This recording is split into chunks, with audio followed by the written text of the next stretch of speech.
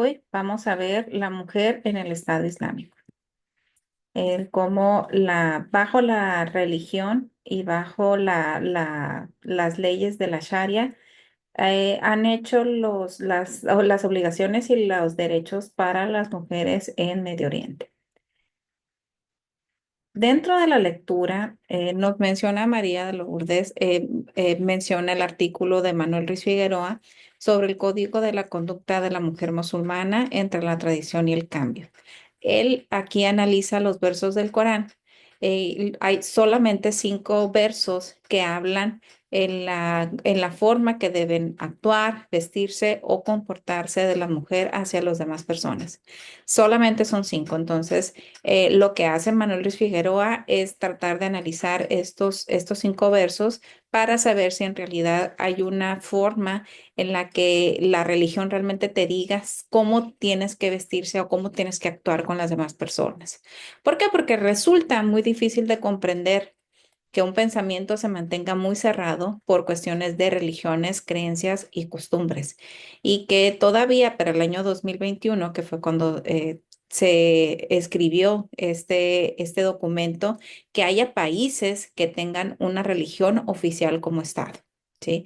Nosotros como México, pues podemos decir que la religión y el Estado se separaron después de las leyes de reforma, ¿sí? En los 1854. Pero en muchos países de Medio Oriente todavía la religión es parte del Estado. Y estos países pues suelen ser más conservadores con las tradiciones y tienden a proporcionar derechos menos favorables para las mujeres. Nos menciona Manuel Ruiz Figueroa que hay valores y actitudes fundamentales que tienen similitud entre las culturas de Oriente y Occidente, porque de las dos partes del mundo vienen de una visión religiosa y siempre ha sido utilizado para servir a los intereses de una sola parte de la sociedad. Los elementos para poder entender estas relaciones de género bien, tienen que legitimar y tienen que dar una explicación de dónde tiene el origen y obviamente las fuentes.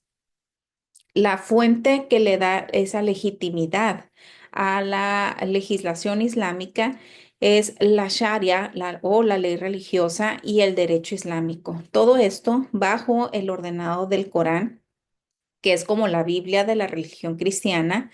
Y no solamente esa Biblia, sino la Suna del profeta, es decir, los versos que decía Mahoma en su momento, que pueden ser como los versos que decía Jesús, ¿no? Pero allá Jesús en la religión islámica viene siendo como el equivalente a Mahoma.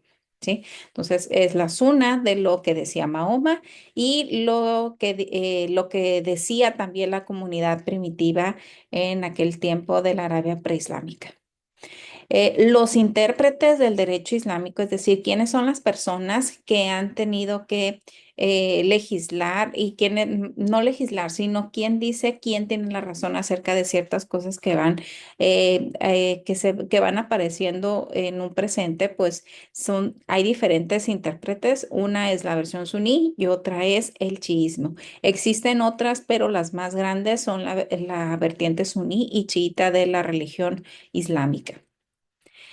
Por su parte, el Islam suní, aquí no hay una autoridad oficial suprema para interpretar eh, la revelación coránica, es decir, no hay como en la religión cristiana o en la religión católica, perdón, no hay un papa o un padre que te diga qué es lo que tienes que hacer o si tú no entendiste cierto versículo de la Biblia que te diga que te haya ese padre o esa persona que te diga, estudioso de la Biblia, que te diga quién. En la religión islámica no existe esa figura, no existe un padre como tal ni un papa. ¿Sí? No hay una iglesia, no hay dogmas y solo es el consenso de toda la comunidad islámica, es decir, de toda una población que entre todos digan en qué sí están a favor, en qué sí están en contra. No hay consenso con los ulemas, los ulemas son eh, Son estas personas como los más conservadores de la religión sunita, y ellos no hay un consenso sobre cuál es la forma islámica de vida correcta para muchas situaciones de la vida moderna. Es decir, si es importante la forma, el fondo o las dos. ¿Sí? Hay que seguir literalmente lo que hacían las esposas del profeta, hasta la forma de vestirse, ¿sí? Entonces son preguntas que hace Manuel Ruiz Figueroa después de este documento, en donde si nos tenemos que apegar a lo de hace 14 siglos que se escribió en el Corán. ¿Sí? Así como en la religión cristiana, en la Biblia para Jesús es como el ejemplo que los hombres debieran seguir y María como la versión que las mujeres debieran de seguir. Entonces, en la religión islámica también, el ejemplo que debieran de tener los hombres es Mahoma y el ejemplo que debieran de tener las mujeres es la esposa favorita de Mahoma, que era Aisha. ¿Sí? Entonces, para los ulemas, como les repito, esta eh, conjunto de personas que son los más conservadores esta vertiente suní, son los que determinan quién sí, quién no, pero realmente no hay un consenso como tal entre ellos. ¿Sí? En la versión chiita, el imán, sí, es decir, sí existe en esta versión una autoridad en la interpretación del Corán. ¿Sí? Y solamente esa persona, es decir, es como un papa, en el que va a decir ante las situaciones modernas qué es lo correcto y qué es lo incorrecto. Pero en la ausencia de estos representantes existe la figura del faquí y de los guardianes de la revelación. ¿Sí? Entonces, por el simple hecho de existir una persona que te diga acerca de la interpretación coránica, pues puede esperarse que ante los momentos modernos de la vida, pues te puede decir qué es lo correcto y qué es lo incorrecto. Sí, pero en la versión sunita solamente se quedan con esta versión de qué es lo que debe de hacer, qué es lo que debió haber hecho Mahoma o Aisha, y con eso se queda. Dentro de la lectura menciona a Mernissi, en donde afirma que el profeta Mahoma había sido un hombre feminista y muy progresista para su época, y no fue él, sino los hombres que le siguieron los que comenzaron a considerar a las mujeres como personas de segunda clase. Dentro de la lectura, ustedes pueden ver que las mujeres se dedicaban a cuestiones de medicina, incluso participaban dentro del ejército de Mahoma. ¿Sí? Dentro de la lectura, pues menciona que las lecturas usan el velo, pero lo hacen como testimonio de compromiso con la revelación coránica como símbolo de amor y obediencia hacia Dios, al profeta y a esa comunidad islámica, hacia la umma islámica. Y como les decía, solamente hay 5 versos que mencionan acerca de la vestimenta de las mujeres, pero hay muchas interpretaciones de los mismos. ¿Sí? Ustedes lo pueden leer y a lo mejor pueden dar diferentes versiones acerca de lo que dicen. Y se supone que el Islam, las personas que son y que profesan esta religión, se supone que deben de leer el Corán y de acuerdo a lo que en ese momento sienten es lo que Alá, que es Dios, es lo que para ti debe de ser ese mensaje. ¿Sí? Entonces tú puedes leer 5 o 6 veces el cierto versículo e interpretar diferentes formas, porque se supone que eso es lo que Alá te dio a entender por el contexto en el que estás viviendo. ¿Sí? Entonces, por eso los chiitas dijeron que no estaban de acuerdo con esta versión, sino que debiera de ser parejo para todos, ¿sí? Y los sunitas estaban peleando con esa idea porque debía de ser como Mahoma lo había dicho en un principio, ¿sí? Pero eso ya, 14 siglos. ¿Sale? Entonces, para los tradicionalistas, pues el velo forma parte del código de conducta femenino clásico que junto con sus valores forman el ideal femenino. ¿Sí?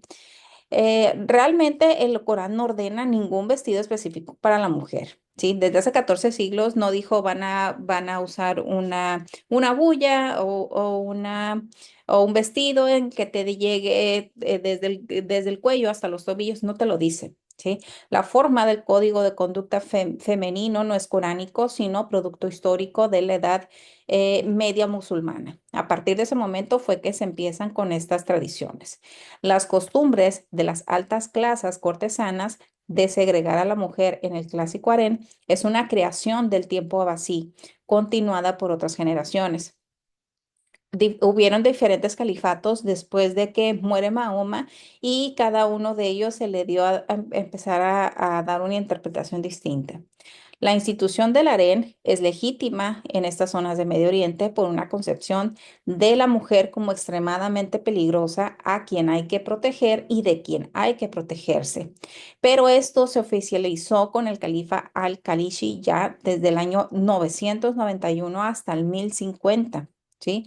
Actualmente, en estas zonas donde donde son oficiales la religión islámica, es permitido el harén siempre y cuando el hombre pueda mantener a la mujer, a las mujeres de la misma forma. Y las mujeres también tienen ese derecho de que si ven que no las están manteniendo de igual forma en todos los aspectos, puede demandar incluso al hombre si no lo está haciendo.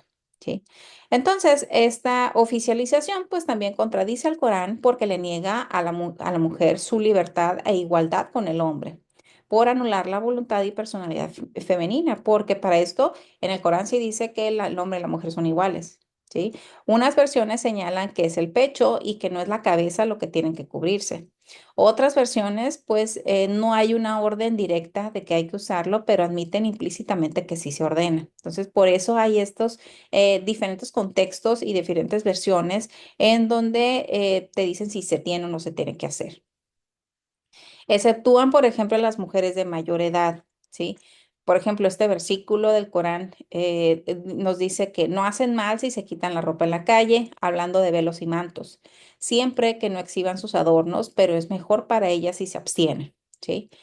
Y habla, por ejemplo, en clase yo les he dicho que entienden por este versículo. O sea, algunos alumnos me dicen, bueno, es que sus adornos se puede referir desde algunas partes del cuerpo hasta incluso las joyas, ¿sí? Porque también se habla de que en aquellos lugares, pues es muy conocido que andan con joyas, con collares, con pulseras muy llamativas. Entonces, que eso también es como que puedes humillar a los pobres y que por eso no lo hagas, ¿sí? Pero otros pueden decir, ah, es que son los escotes, ¿sí?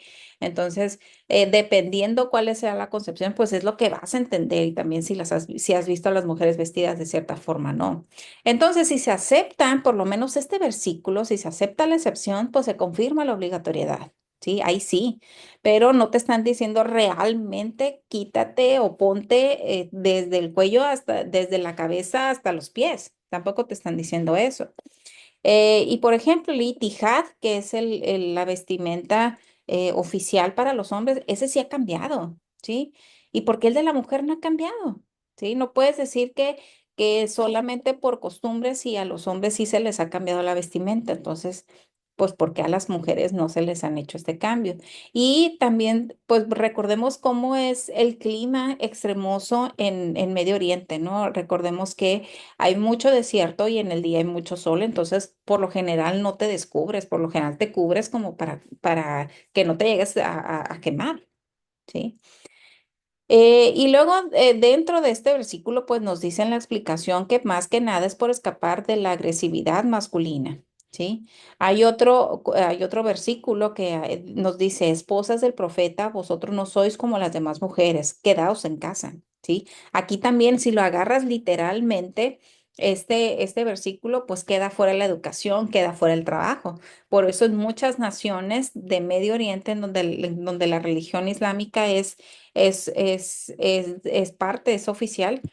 eh, a muchas niñas solamente les dejan el estudio hasta la secundaria, ¿sí? Porque a partir de ahí ya se casan y ya tienen otra vida, ¿sí? Entonces, si hacemos literalmente este versículo, por eso es la explicación de que a las niñas no y a las mujeres no van a una educación de universidad o no pueden ir a trabajar. Entonces, el código de conducta femenino, pues sí exige la segregación de los sexos como costumbre ligada a la institución del harén. Y bueno, las civilizaciones islámicas están profundamente impregnadas en la fe, cosa que nosotros lo vivimos hace muchos años. Después hubo cambios con la revolución y diferentes movimientos que se han hecho, por lo menos en nuestro país y en la parte de América Latina. El detalle también es con estas naciones es que el pasado feudal que tuvieron, el pasado que tuvieron colonial fue muy diferente al que tuvimos nosotros. Muchas veces lo que las religiones mandan o prohíben es el resultado de la manipulación de algún grupo para defender intereses y perpetuar privilegios.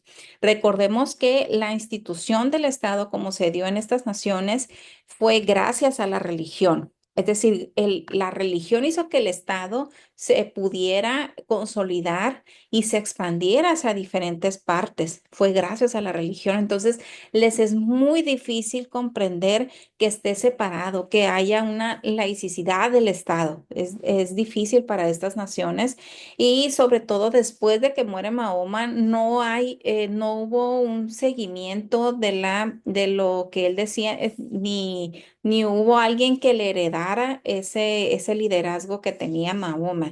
Entonces, las personas allegadas a Mahoma, pues también querían el poder. Recordemos que fue religión, Estado y el Estado hablando de la cuestión del Ejecutivo, Legislativo y Judicial, ¿sí? Los mismos militares pertenecían a esos líderes religiosos también, entonces actuaban por la fuerza si no se les daba, si no se respetaban las leyes coránicas. Y como en ese auge de la religión islámica durante los años 700 hasta todo el Imperio Otomano, pues fue muy fuerte, ¿sí? Se expandió a muchos lugares y hasta que vino la parte colonialista fue que comenzó a la religión islámica a bajar un poco en estos lugares, ¿no? Y bueno, el Islam, así como otras religiones, se apoya en una lógica patriarcal y de ahí que la penetración de la mujer en el espacio público se ha sentido como una intrusión intolerante en lo que algunos consideran un territorio exclusivo. Entonces, sí podemos hablar de que es una religión muy patriarcal, ¿sí? Y podemos afirmar que también fue sí les daba este lugar hacia las mujeres porque eran parte del ejército de Mahoma, pero también eran las personas, eran como tipo enfermeras y cocinaban dentro de esa guerra que se vivió para ampliar el Islam no solamente en la Arabia preislámica, sino como que empezaron a, eh, a conquistar otros territorios, ¿sí? Entonces, esto es todo por este tema. Muchas gracias.